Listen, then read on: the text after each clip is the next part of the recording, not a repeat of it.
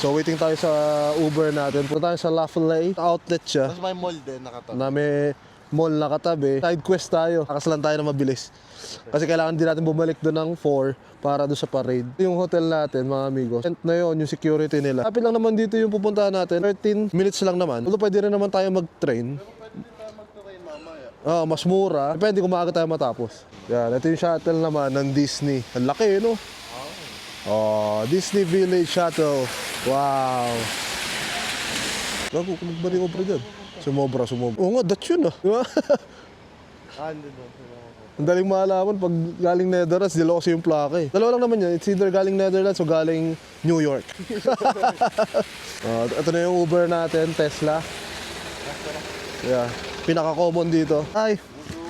Alright. Tingin muna tayo dito sa street ng France.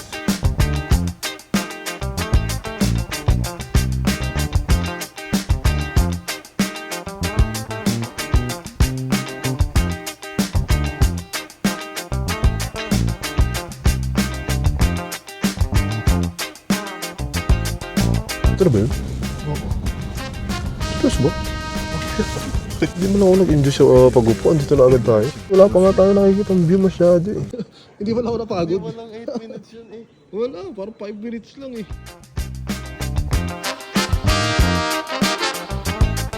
Ito pala ito yung sa mga kupal.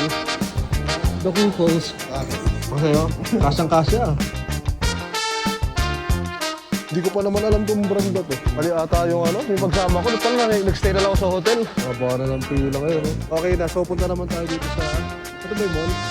Ay pala yung mall eh. Ayan, so nandito tayo sa mall mga amigos. Ganda rin yung mall. Jump packs din, napakadaming tao. O, dala tayo sa Apple din. Very quick. Para spaceship tong mall na to. Hindi namin nakita yung hahanapin namin. So labas na lang ulit tayo. Yung mall na to parang mega mall din. Yung laki, ubos yung isang araw mo dito kung mag-iikot ka. So we're back mga amigos. Tatakbo tayo papunta sa Disneyland again because we're gonna watch the parade. Medyo parang late na ata tayo. But anyway, kayang-kaya yan.